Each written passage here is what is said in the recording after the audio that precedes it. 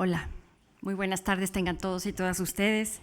Es para mí un gran gusto darles nuevamente la más cordial bienvenida a este espléndido salón de actos del Instituto Cervantes, a nombre del Centro de Estudios Mexicanos de la Universidad Nacional Autónoma de México y del propio Instituto Cervantes. Bueno, ayer dimos inicio a estas jornadas espléndidas de fronteras y derechos humanos que organizamos de manera conjunta la Fundación Santillana y la UNAM en España. Es un gran gusto para mí saludar nuevamente a quienes nos acompañan en la mesa de honor, don Ignacio Polanco y Basilio Baltasar de la Fundación Santillana, Antonio Rovira, director del Máster de Gobernanza y de Derechos Humanos, y muy especialmente a Laura Thompson, que nos va a brindar sus conocimientos y su experiencia en una conferencia. Quiero saludar también a don Rafael Rodríguez Ponga, secretario general del Instituto Cervantes, y agradecerles por este foro tan adecuado para nuestra actividad. Bueno, Basilio presentará a Laura Thompson. No me queda mucho que decir, solo agradecer la presencia de nuestros invitados, los que han participado con nosotros en estas jornadas. Ya agradecí a Laura Thompson, pero también a Francesca Fritz Purguda, a Javier Moreno y a Joaquín Estefanía, que participarán un poco más tarde en las sesiones que hemos preparado para ustedes. Bueno, pues sin otro preámbulo, agradecer nuevamente a nombre de nuestro centro y de la propia Fundación Santillana, el que a través de este convenio de colaboración podamos reunirnos nuevamente aquí el día de hoy para escuchar la segunda parte de estas jornadas de fronteras y derechos humanos. Muchísimas gracias.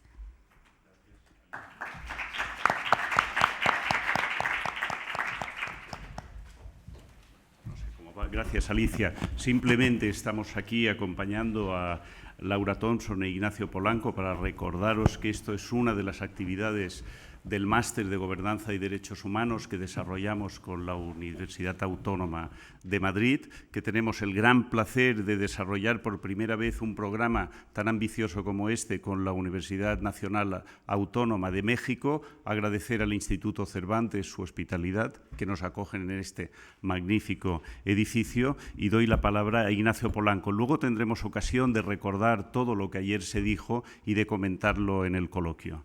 Ignacio, cuando quieras.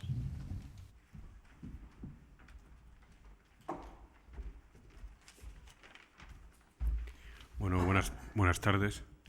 Desde la Fundación Santillana celebramos poder organizar con la Universidad Nacional Autónoma de México las jornadas dedicadas a las fronteras y los derechos humanos.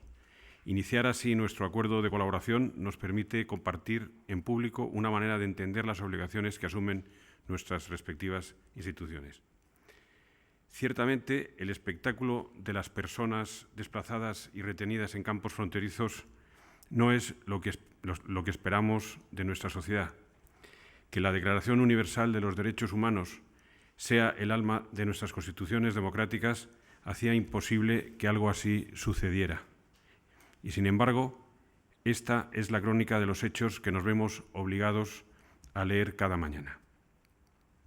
Ojalá estas jornadas de reflexión contribuyan, por modesto que sea su alcance, a resolver con diligencia la situación en la que se encuentran las personas obligadas a abandonar unos países asolados por la guerra o la persecución. Precisamente, para hablar de todo ello, tenemos el honor de contar con la presencia de Laura Thompson, directora general adjunta de la Organización Internacional para las Migraciones. Su larga trayectoria diplomática y su amplísima experiencia en instituciones internacionales dan a su testimonio un carácter excepcional. Laura Thompson es experta en negociación multilateral, en la gestión de crisis humanitarias, en la situación de los desplazados. Es experta en las migraciones, en los refugiados, en la asistencia humanitaria, en los derechos humanos y en el medio ambiente. Laura Thompson ha sido presidenta del Comité Ejecutivo del Alto Comisionado de las Naciones Unidas para los Refugiados, presidenta del Comité Ejecutivo de la Organización Internacional para las Migraciones. Ha sido presidenta o vicepresidenta de la Comisión de Indemnización de las Naciones Unidas, de la Organización Mundial de la Propiedad Intelectual y de la Organización Internacional del Trabajo.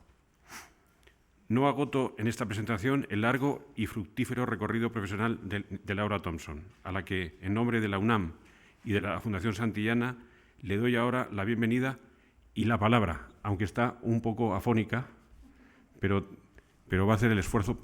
Además, tiene que irse mañana a Etiopía a seguir trabajando en estos mismos temas. Así que, Laura Thompson, muchas gracias y bienvenida.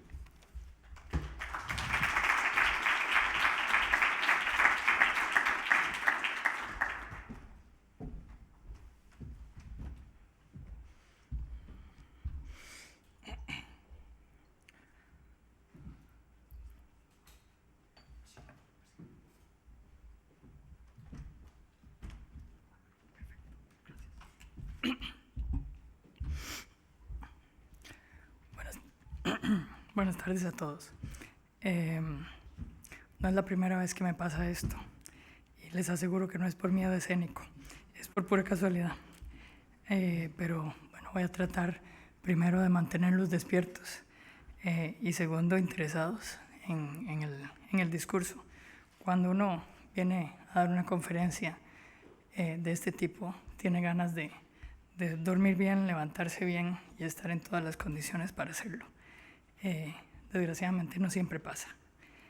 Pero bueno, claramente hay una gran dificultad de dar una visión global y equilibrada hoy sobre los desafíos y las oportunidades también que implica los movimientos y los flujos migratorios. Cuando, como decía Ignacio anteriormente, prendemos el televisor y vemos las escenas que vemos hoy en la televisión, abrimos los periódicos y lo único que vemos es hablar de crisis y de situaciones de emergencia. Y vemos las largas filas de gente llegando y acumulándose en las fronteras, tratando de pasar.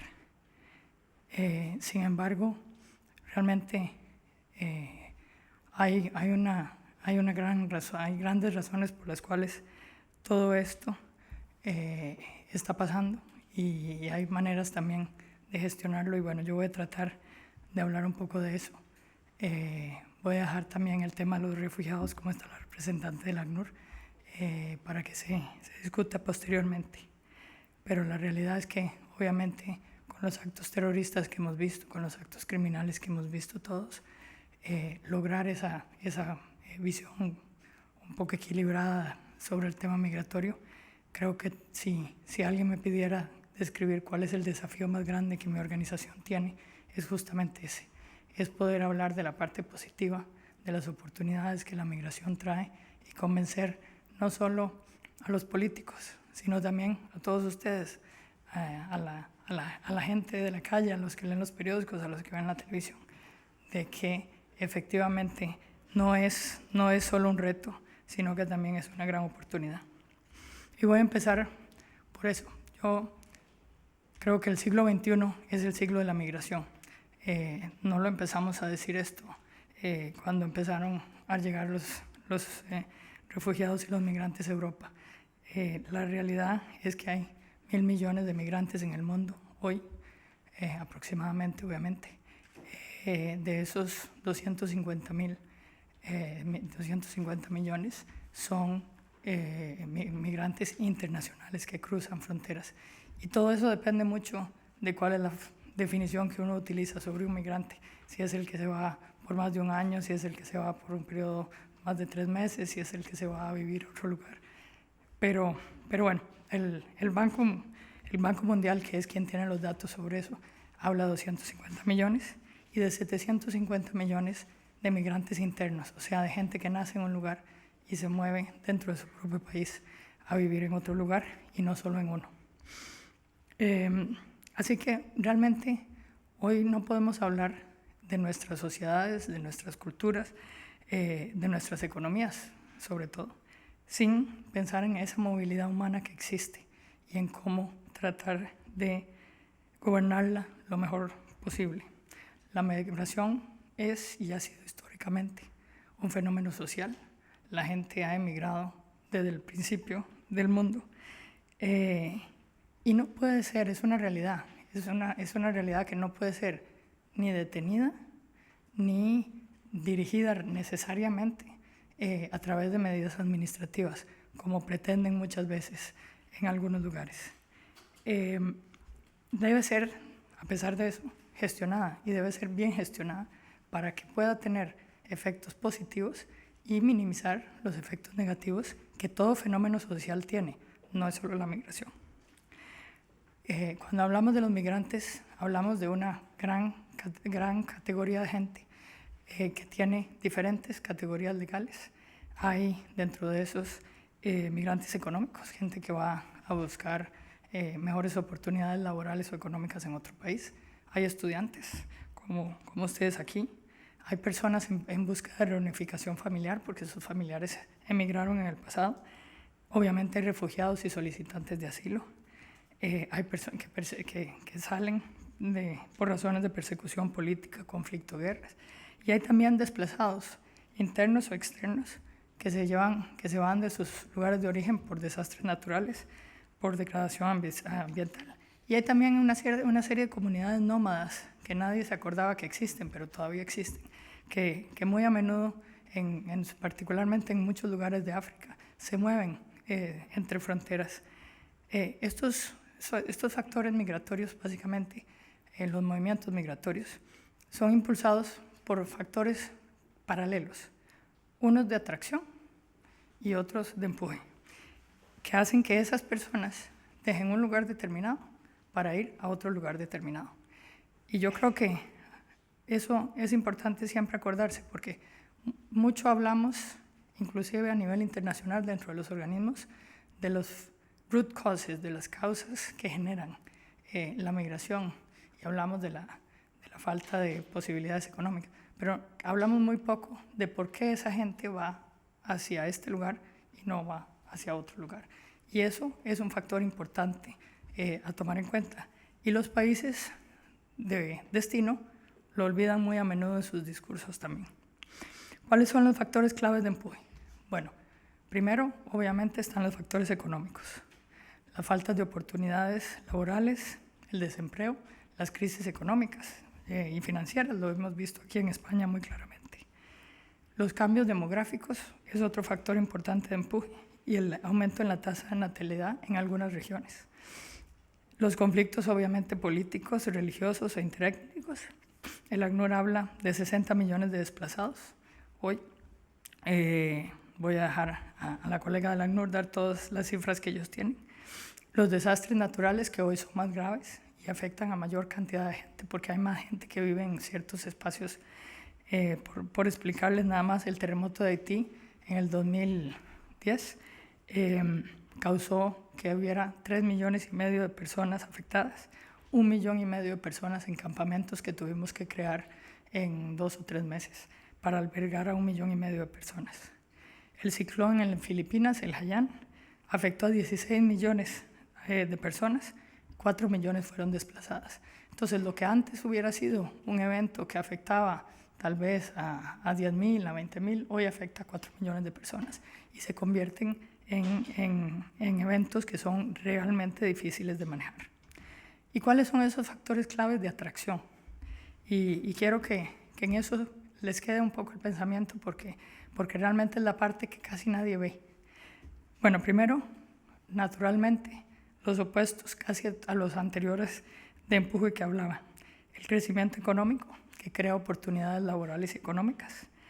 Los vacíos estructurales de mano de obra en determinados sectores económicos, inclusive en los países como España, que tienen grandes cifras de paro, hay vacíos estructurales económicos en ciertas áreas laborales que hacen que haya necesidad de cierta población que tiene las habilidades y las cualificaciones para hacerlas.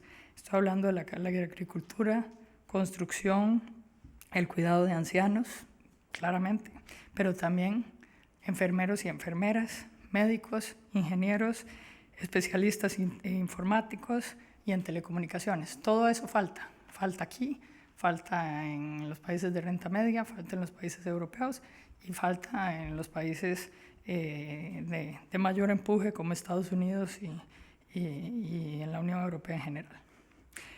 Otro elemento de atracción es el envejecimiento de la población.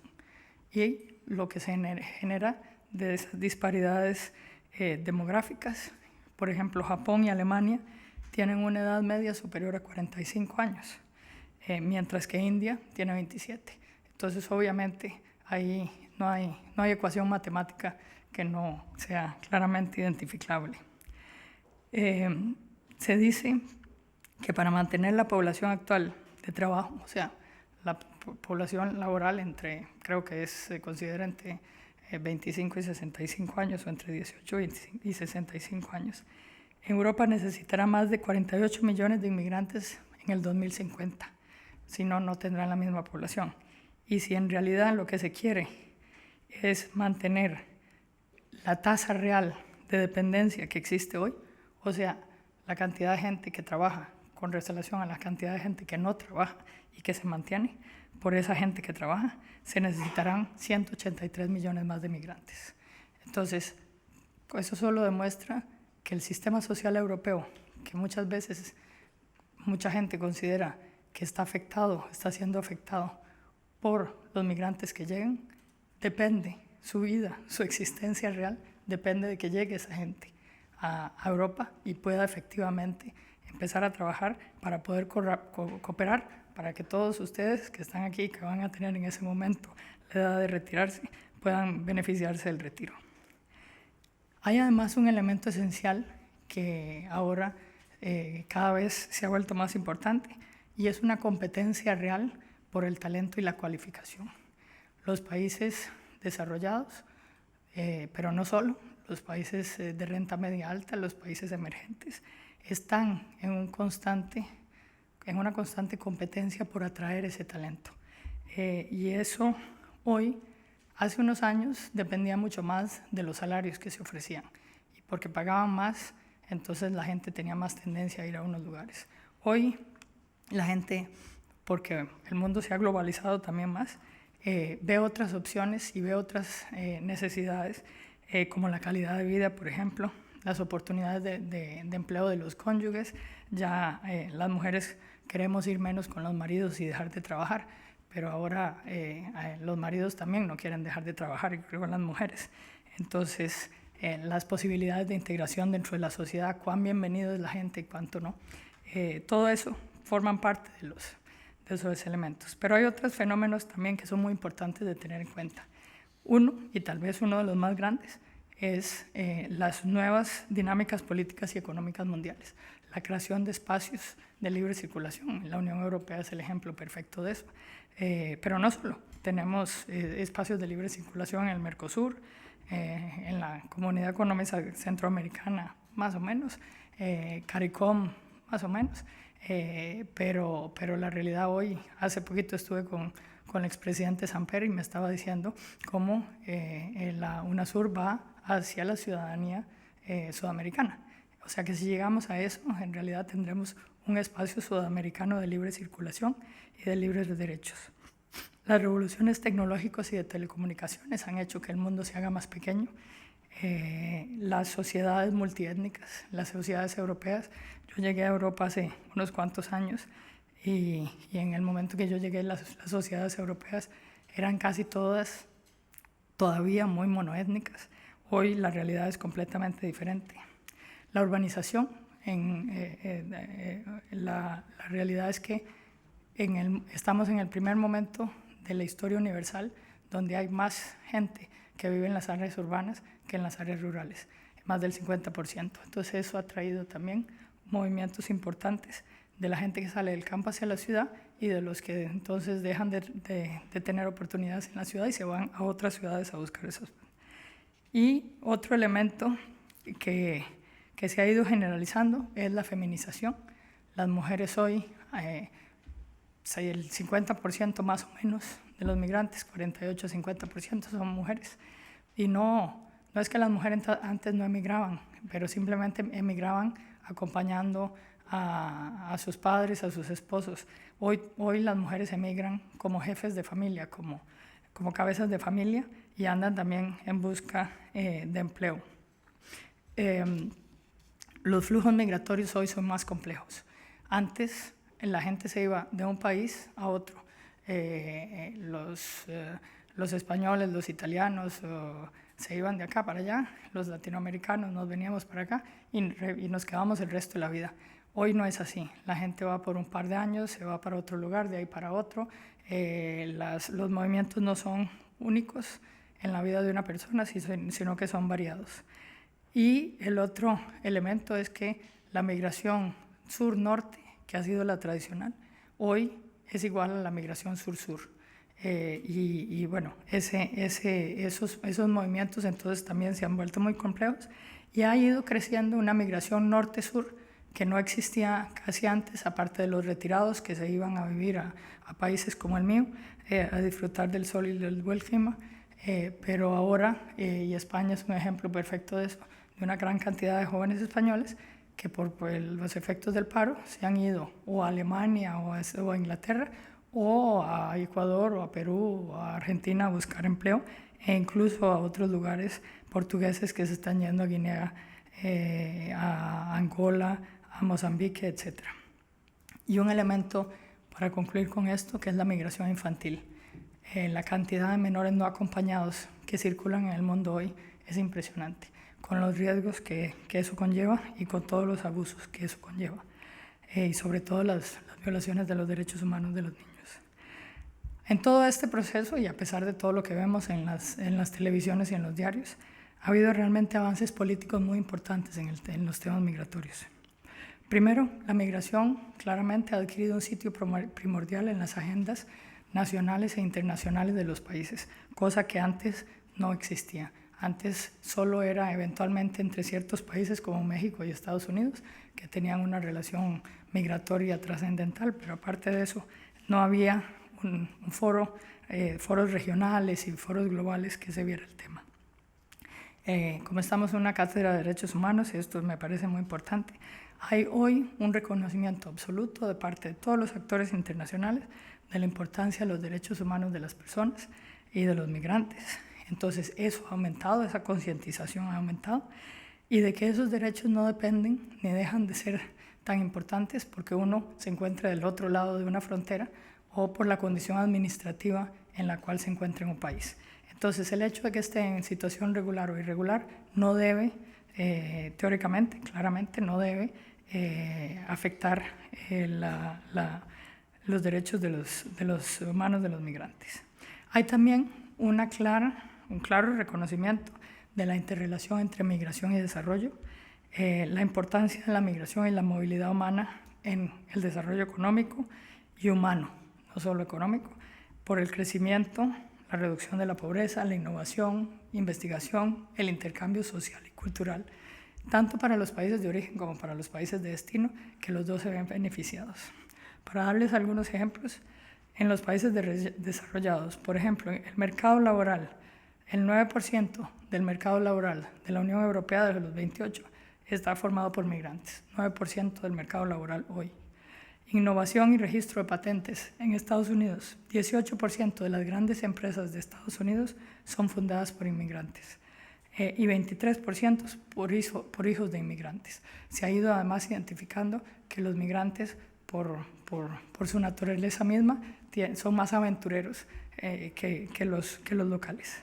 En los países en desarrollo, mientras tanto, que a menudo son los que están enviando migrantes, 440.000 millones de dólares americanos de remesas económicas que sirven claramente para llenar vacíos de necesidades básicas como la salud, la educación, alimentación, habitación, etc. Pero también se ha ido generando también una concientización muchísimo mayor de la importancia de los vínculos de la diáspora con relación a los países de origen. Ha habido un esfuerzo mucho más grande de parte de los países por mantener ese contacto con su diáspora, por identificarla, por reconocerla y por mantener ese contacto y beneficiarse de los vínculos comerciales de inversión en países de origen. La gente de la diáspora estamos más anuentes a invertir en nuestros países de origen que los otros, y luego se crean lo que llamamos hoy esas comunidades transnacionales con vínculos transfronterizos, que también traen vínculos culturales importantes y intercambio de conocimientos tecnológicos cuando la gente se devuelve a su país.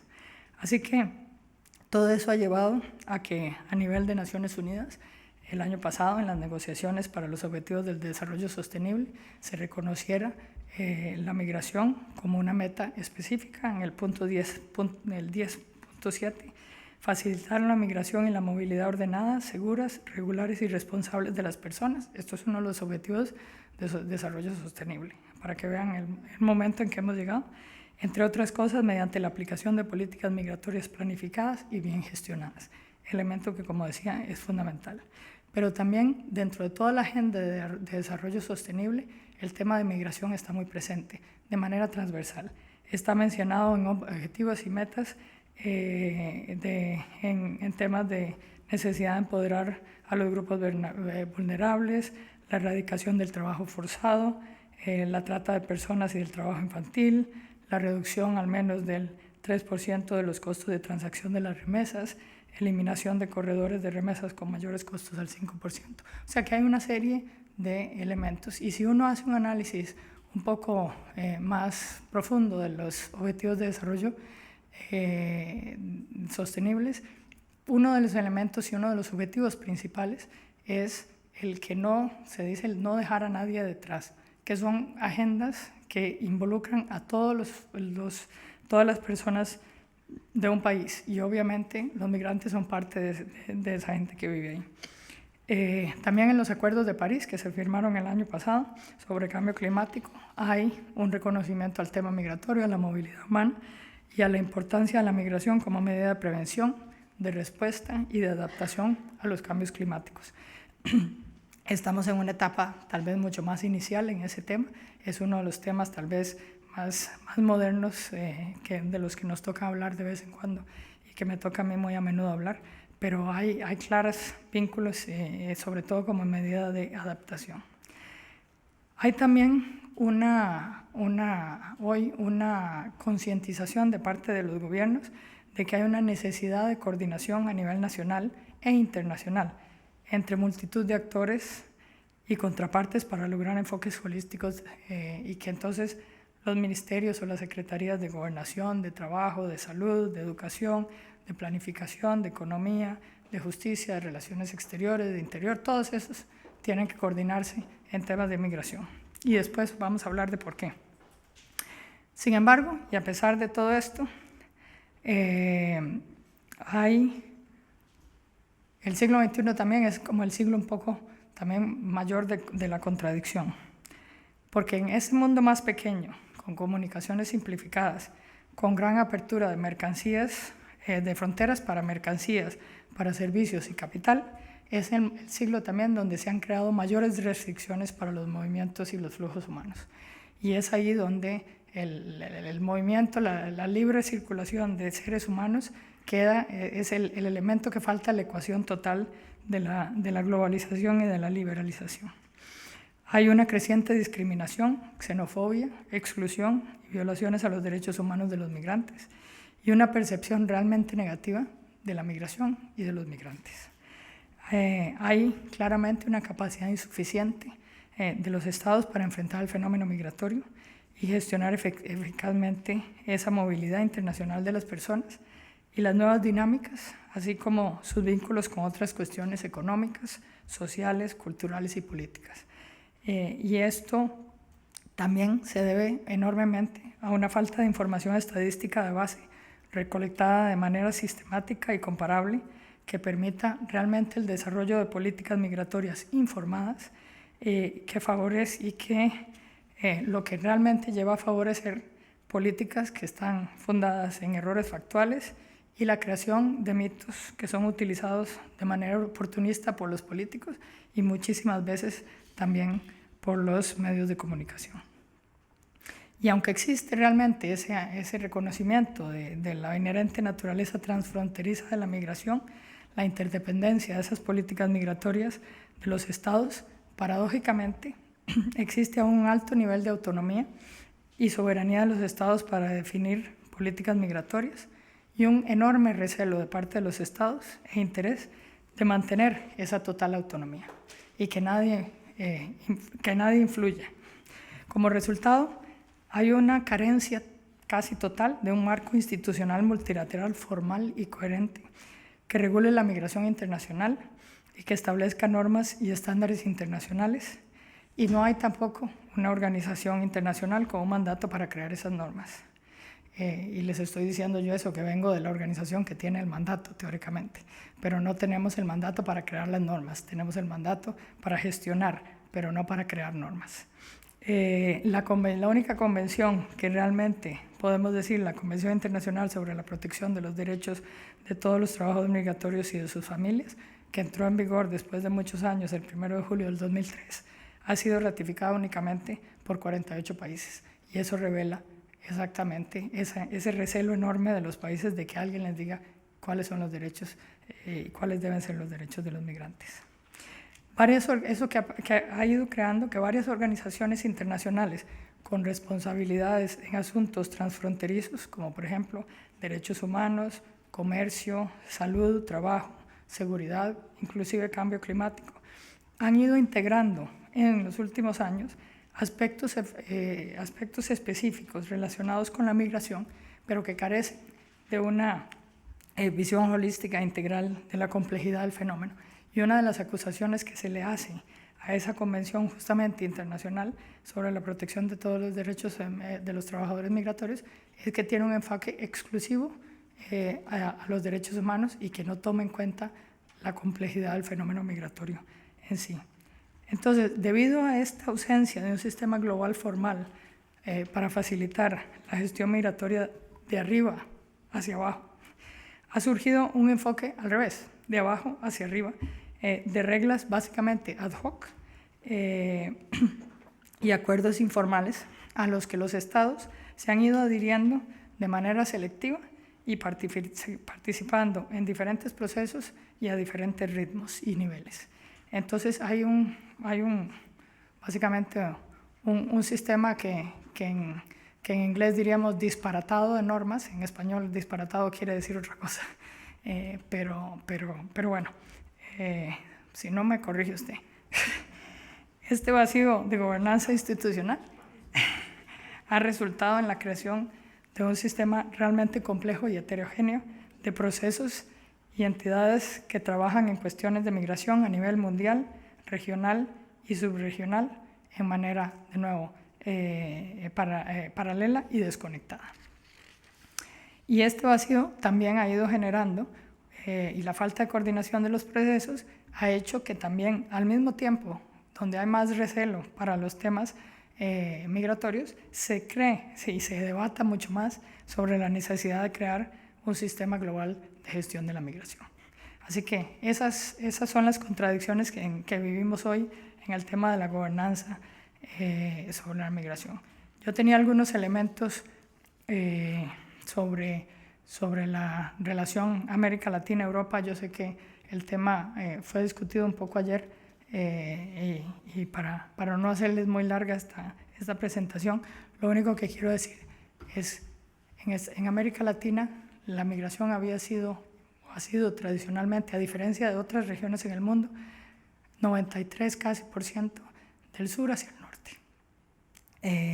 Cuando digo el sur hacia el norte, decimos del sur hacia Estados Unidos y Canadá, pero también particularmente en los años 90 y 2000, hacia Europa, España, claramente, Italia, Portugal también. Eso ha empezado a cambiar. La migración en América Latina hoy, también en Sudamérica sobre todo, se está dando muchísimo dentro de Sudamérica también. América Central sigue siendo una región en que la mayor parte de la gente va hacia Estados Unidos y algunos países específicos, sobre todo mujeres hondureñas que vienen hacia España en los últimos años y que se han mantenido a pesar de la crisis.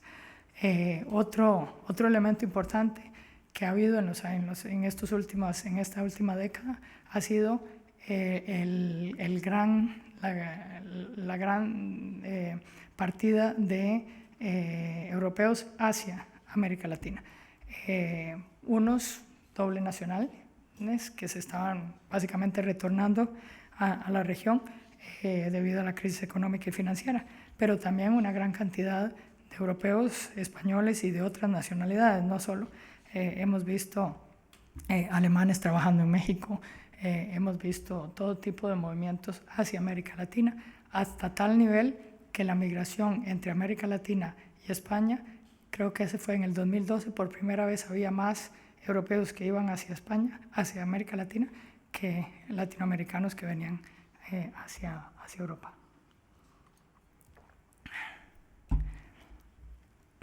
Y entonces, tal vez la única cosa importante que quiero recalcar en eso es que esta relación entre América Latina y Europa y los movimientos migratorios, y España ha sido el ejemplo perfecto, demuestran la adaptabilidad que tienen los flujos migratorios.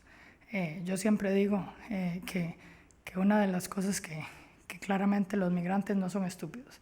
Los migrantes van donde hay oferta de empleo, donde hay posibilidades de empleo y donde hay oportunidades. Cuando ven que ya no hay, dejan de ir. Y aquí en España pasó espectacularmente en el momento de la crisis financiera, donde inmediatamente la gente dejó de venir y al año ya empezó a devolverse. Y esa es una realidad que demuestra que realmente los factores de empuje y de atracción, los dos son válidos y que los dos son importantes de tomar en cuenta cuando se hacen esos análisis. ¿Todavía aguanta mi voz? Bueno, entonces vamos a pasar ahora a la situación actual migratoria del Mediterráneo y los Balcanes, que creo que todos estamos bastante interesados. Y bueno, primero déjenme empezar por poner un poco en contexto el tema. En Siria hay acerca de 12.5 millones de personas desplazadas por el conflicto. 6.6 millones están desplazados internamente dentro de Siria. Y más de 4.8 millones de refugiados. Aquí el ACNUR va a hablar de eso probablemente. Principalmente, claro está, en Turquía, donde hay más de 2.7 millones de refugiados hoy. Líbano, Turquía hoy es el país que tiene más refugiados en el mundo. Líbano, que tiene más de 1 millón de refugiados, o sea que tiene más o menos entre el 20 y el 25% de su población de refugiados. Jordania, más de 630.000 millones de refugiados, 630.000 refugiados, pero también Irak, Egipto y otros. Los países que tradicionalmente han albergado refugiados, hay una lista que el ACNUR tiene de 10 países en los cuales no hay ningún país europeo. No sé si la hiciéramos hoy, pero formalmente creo que el país europeo que tiene más refugiados en este momento es Alemania, que está alrededor de 117.000, 120.000. A pesar de que hay probablemente 1 millón que están de camino, quiero decir, de camino en el proceso, pero solo, o sea, no entrarían dentro de la lista. Entonces, nosotros en la OIM tenemos datos sobre las personas que llegaron en el 2015 a la Unión Europea, más de 1 millón de personas llegaron.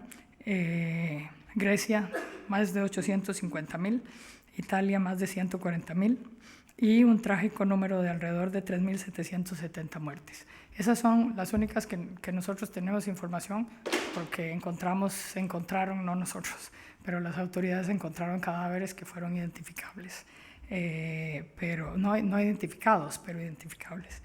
Pero estamos seguros de que hay muchísimos más. Durante el año, todo esto empezó más o menos en junio, así que durante el año 2016 han llegado más de 161.000 personas. Estos son datos de hace 4 días, o sea que hoy ya debe andar por 170. A la Unión Europea, a Grecia más de 147.000, a Italia 13.000, y ya llevamos un trágico número de 488 muertos identificados. Entonces, yo creo que mi primer punto en este tema es que hay que poner un poco en contexto, y me parece que es casi urgente poner en contexto y en perspectiva cuál es el tema de la Unión Europea hoy y cuál es la realidad a la que se está enfrentando. Primero, que otros países en el mundo desarrollado llevan albergando cantidades similares y muchas veces mucho superiores de refugiados desde hace muchísimos años, algunos de ellos 30 años, y nadie hasta ahora ha hablado de crisis terribles ni que se va a caer todo un sistema global. Y sin embargo, esos países llevan albergándolos. Europa, también cuando uno abre los periódicos europeos, parece ser como que mucha de la gente tiene una memoria corta, porque Europa enfrentó una situación bastante similar, sin realmente mayores dificultades y sin tanto pánico, diría yo, durante la guerra en la antigua Yugoslavia, en la que hubo grandes números de refugiados en Europa Occidental. Solo de Bosnia y Herzegovina había 700.000 en Europa Occidental. Y no estamos contando ahí a la gente de Kosovo, o de Serbia, o de Croacia, o de Macedonia, que se movió, y que se movieron efectivamente, y que todos teníamos y conocíamos en su momento. Entonces, yo lo que quiero dejar muy claro es que el peso fundamental de la situación en Siria no la está llevando Europa. El peso fundamental de la situación en Siria la está llevando Turquía, la está llevando Líbano, la está llevando Jordania. Europa tiene efectos, y tiene efectos importantes, pero no son la región que está sufriendo más. La llegada, por otra parte, de 1 millón de migrantes en un año, o de refugiados, o de migrantes y refugiados a Europa, a los 28 países europeos, más Noruega, Suiza e Islandia, yo me atrevería hasta a decir que es insignificante en números porcentuales para 31 países con una población total de alrededor 500 millones de habitantes.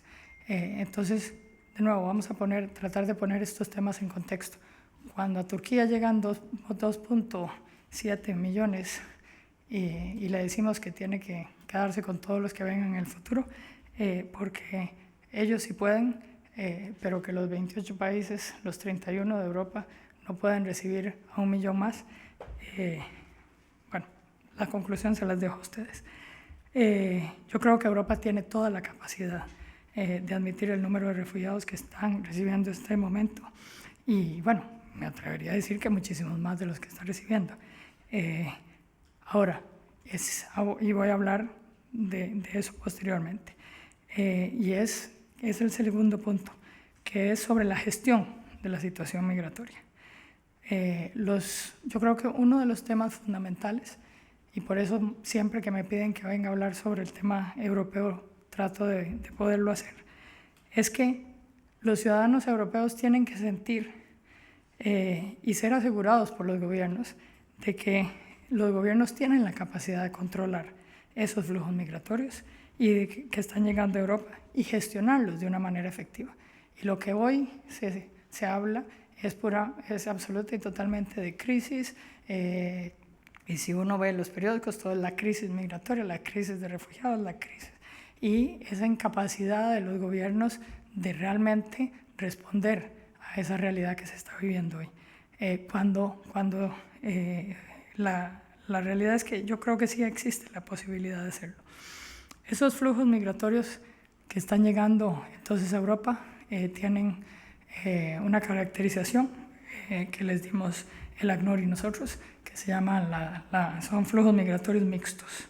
O sea, que están compuestos de dos tipos, por lo menos, de poblaciones: refugiados y solicitantes de asilo, que vienen principalmente de Siria, alrededor del 47%, Afganistán e Irak. De las llegadas a Grecia vienen de esos 3 países, y los Balcanes, y luego de Eritrea, un 30% de las llegadas a Italia. Estas personas tienen necesidades específicas y además tienen derechos a la protección internacional, de acuerdo con las obligaciones internacionales de todos los países europeos que han sido aceptadas por todos los países europeos. Y luego hay otra categoría de personas, que no es una, sino que son muchas, que son las personas que migran de manera irregular, y migran de manera irregular porque no hay maneras regulares para emigrar tantas como se necesitan, por razones económicas laborales, falta de acceso a servicios básicos, personas en búsqueda de reunificación familiar, víctimas de trata, gente que es explotada y que se la traen para estos países.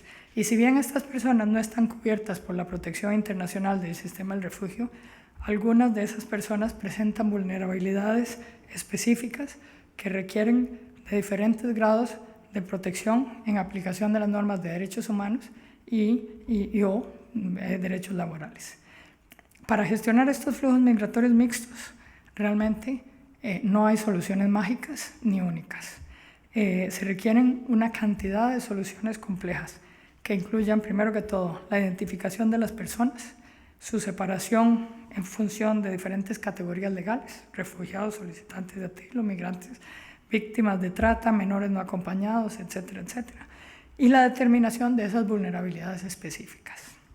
Ejercicios, obviamente, que requieren no solo la creación de centros de recepción, sino además de procesos eficientes de registro y de escrutinio que puedan lograr esas identificaciones y de sistemas diferenciados de protección. Y esos sistemas diferenciados de protección son muy importantes a la hora de crear esa capacidad del gobierno de determinar, ok, estos se pueden quedar, para estos necesitamos este tipo de protección y estos no necesitan protección y eventualmente pueden ser devueltos a sus países de origen. También se requieren respuestas gubernamentales intersectoriales, coordinadas a nivel nacional, que involucren a los ministerios o secretarías de Interior, Justicia, Trabajo, Economía, Educación, Planificación, Inclusión Social, Salud, Finanzas, en fin, como al mismo tiempo diversas respuestas coordinadas a nivel de los miembros de la Unión y los otros países cercanos, bajo el principio de la solidaridad compartida y solidaria, que ha caracterizado a Europa en muchos otros temas. Los sistemas y la capacidad institucional de protección para los refugiados ya existentes en Europa han requerido claramente ser adaptados a esta nueva realidad y a la magnitud del flujo migratorio. Y de eso no tenemos ninguna duda. Y si bien esa magnitud de esos flujos sorprendieron al inicio a todos los países, la gran mayoría de los países europeos tienen capacidad real de fortalecerlos si una decisión política es tomada en ese sentido. Y quiero subrayar esa parte de si una decisión política es tomada en ese sentido, porque los gobiernos están teniendo dificultades justamente de hacer pasar esa decisión política y si tienen alguna duda sobre eso, pregúntenselo a Angela Merkel, cómo le ha ido últimamente en sus elecciones.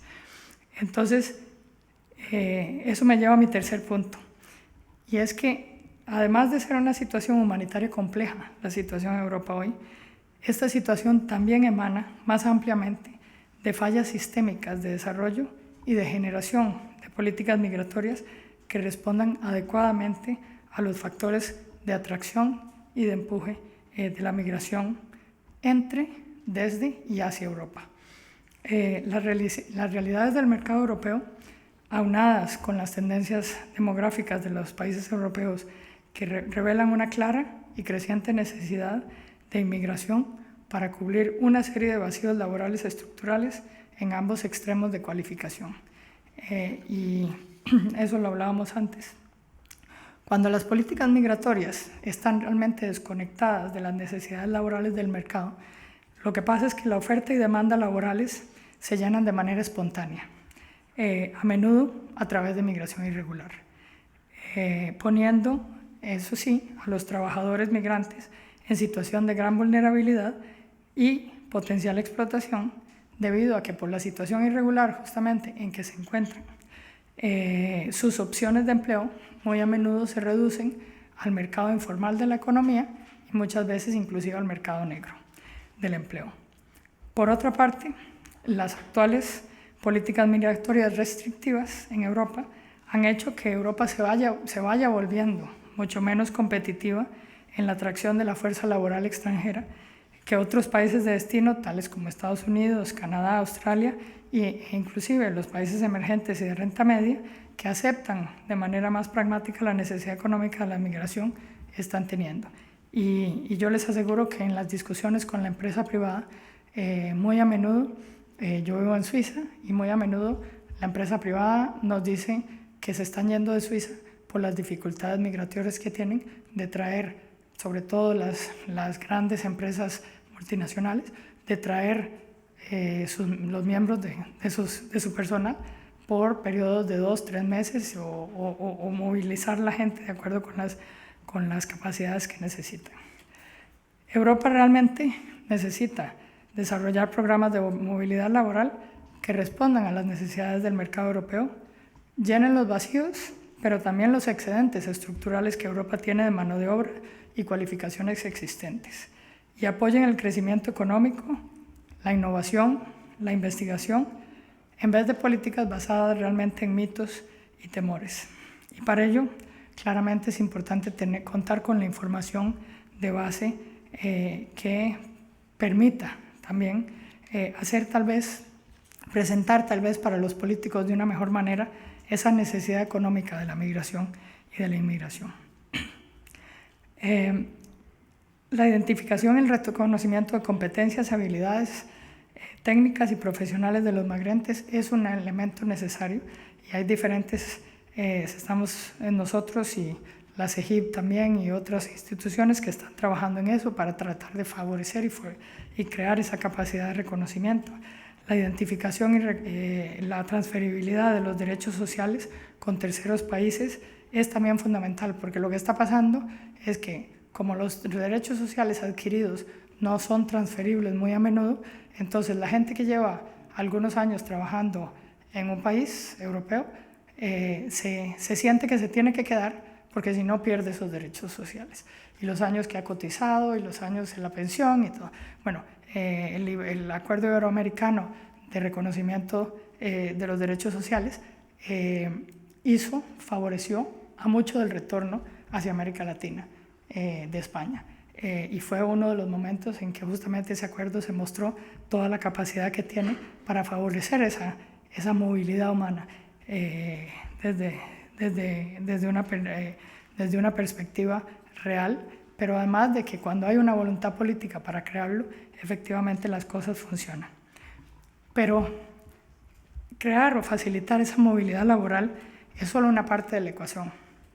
Mi cuarto punto es que la integración económica y social de los migrantes y obviamente el respeto de los derechos humanos y laborales son elementos esenciales para su participación plena en el desarrollo de las sociedades de origen y de destino. Y que para que esto ocurra se requiere una intervención estatal.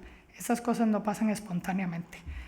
Una intervención estatal que favorezca políticas de integración que sean dirigidas justamente a esa integración.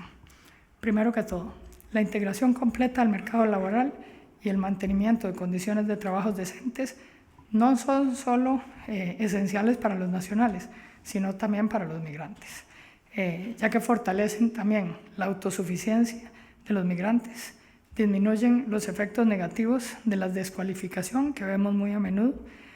Todos llegamos a Nueva York en algún momento y nos encontramos un taxista que nos dice que es PhD de una universidad en algún lugar del mundo y está de taxista en Nueva York, ¿no? Y ayudan a los empleadores también, a los empleadores, a las personas de negocios de los países desarrollados, a llenar justamente los vacíos laborales con gente con las cualificaciones y experiencias adecuadas. Por otra parte, la explotación que sufren los trabajadores migrantes al ser empleados en condiciones por debajo de los estándares laborales y con salarios inferiores a los nacionales afectan más ampliamente el mercado laboral, reduciendo los salarios y las condiciones de trabajo en general. No solo afectan a los migrantes, sino que afectan a todo el mercado laboral, y produciendo una competencia hacia abajo o lo que llamamos dumping social. Eso creo que responde también a muchos de los miedos que tienen los trabajadores de que justamente la llegada de los migrantes bajan los salarios, y es parte de esa integración laboral. Por consiguiente, la protección del mercado laboral en general está realmente directamente relacionada con la protección de los derechos de los trabajadores migrantes. Finalmente, es importante asegurar consideraciones de género. Yo les hablaba de la feminización de la migración, en las medidas de protección por la feminización, en particular en los sectores del trabajo doméstico, el cuidado de personas, la hotelería y la manufactura, donde muchos de los abusos se están llevando a cabo. Pero bueno, la integración yo siempre la defino como una carretera a dos vías, ¿no? En la que no solo se requiere realmente una voluntad y una activa participación de los migrantes, sino que también se requieren, por un lado, las medidas específicas de los estados que la faciliten, pero también la disposición y la activa participación de las comunidades y de las sociedades que reciben a los migrantes, las sociedades de acogida, que permitan realmente esa absorción exitosa de los nuevos miembros de la sociedad. Y si eso no se da, si ese terreno fértil no existe, por más esfuerzo que hagan los migrantes de integrarse, nunca podrán integrarse plenamente a la sociedad que no los recibe. La percepción obviamente negativa de la migración no ayuda, ni de los migrantes ayuda, y eso también disminuye el compromiso de los migrantes a integrarse y la identificación de trabajadores que tengan las cualificaciones necesarias. Yo creo que Europa, y esto no lo digo, hoy estoy hablando de Europa porque estoy aquí y porque, bueno, ese fue el tema que acordamos.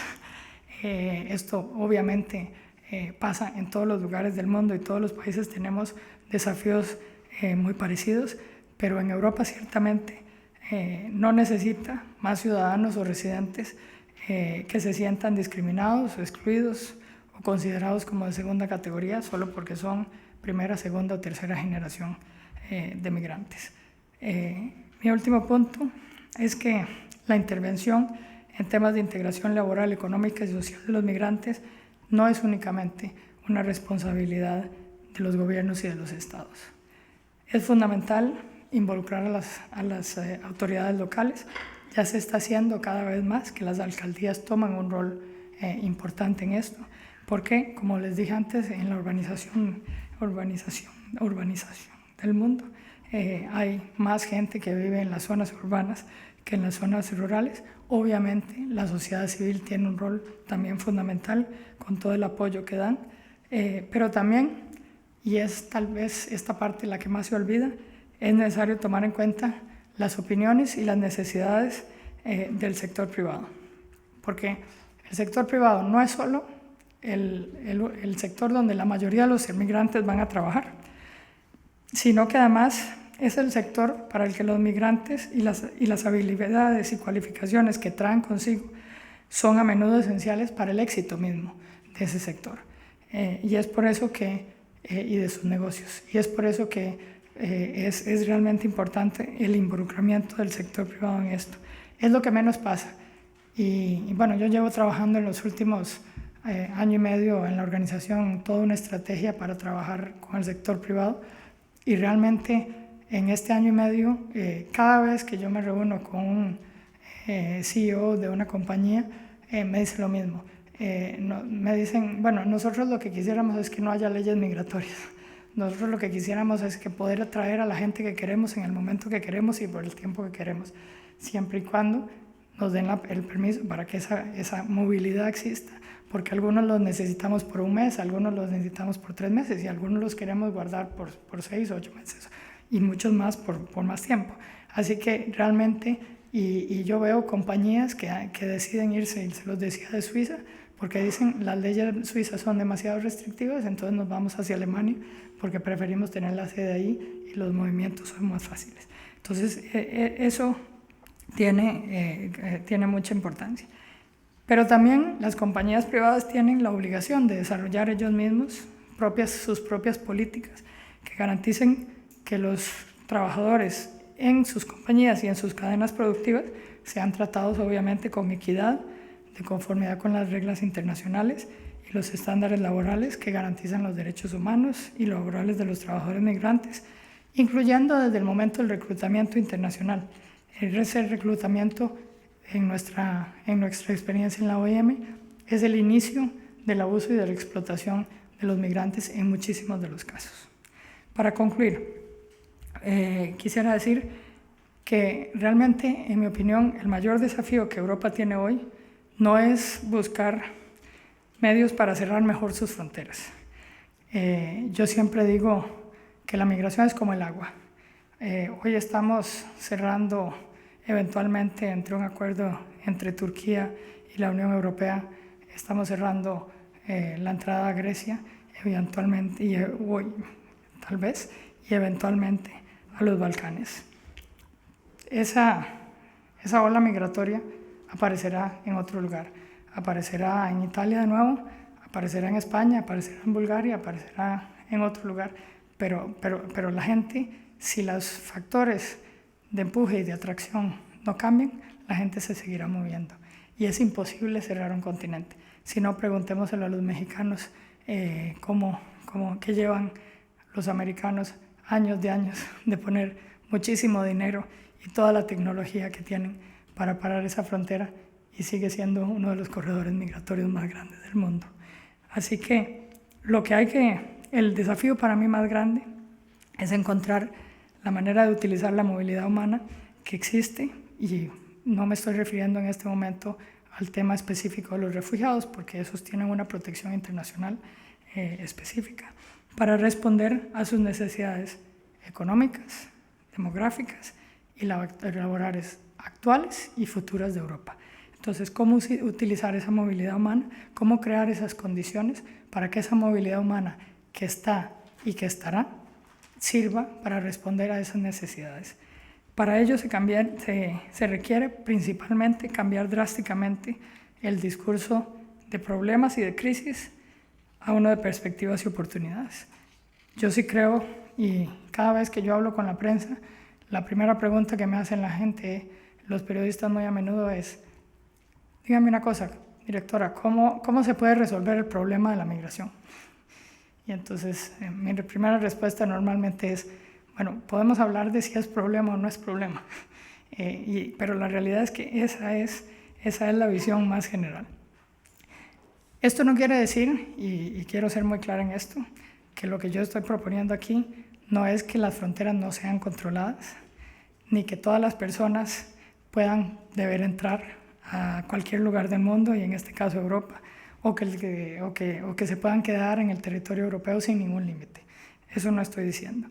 Lo que estoy diciendo es que esa movilidad humana controlada es y debe ser un importante elemento de las sociedades modernas, innovadoras, abiertas, multiculturales, diversas y regidas por las reglas del mercado de las que Europa está conformada hoy.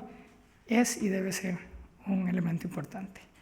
Europa tiene la obligación legal y moral, a mi juicio, de ofrecer refugio, así como lo están haciendo Turquía, Líbano y Jordania, a los refugiados que lleguen a su territorio, sobre la base que, de acuerdo con la Convención del 51, y mi colega aquí me va a corregir si lo digo mal,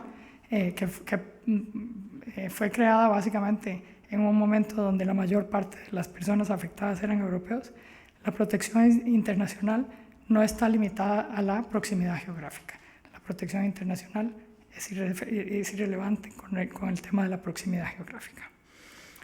Yo creo que el proyecto político europeo, que está basado en elementos como la libertad de movimiento interior, la eliminación de las fronteras internas, la creación de una moneda única, una adherencia total e indispensable al respeto de los derechos fundamentales, es un modelo que realmente ha servido como ejemplo y como inspiración para muchas regiones en sus propios procesos de integración. A mi entender, Europa tiene la responsabilidad histórica, especialmente en este momento en que hay varias situaciones y eventos que parecen poner en duda la validez del modelo y de sus componentes fundamentales, de fortalecer y continuar a construir sobre lo que se ha logrado hasta ahora y no rendirse a la tentación de disminuir la naturaleza misma de lo que continúa siendo el proyecto político más ambicioso de los tiempos modernos.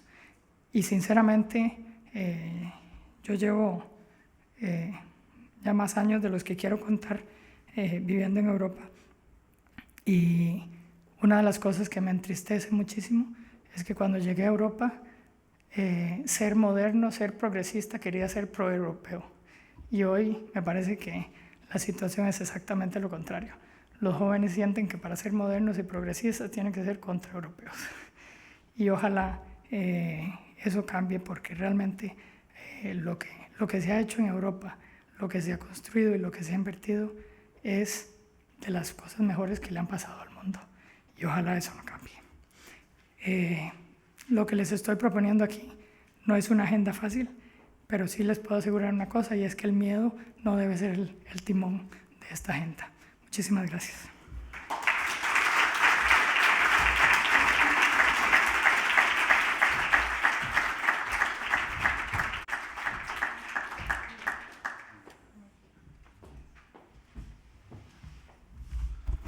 Muchas gracias, Laura Thompson. Gracias doblemente por el esfuerzo que has hecho.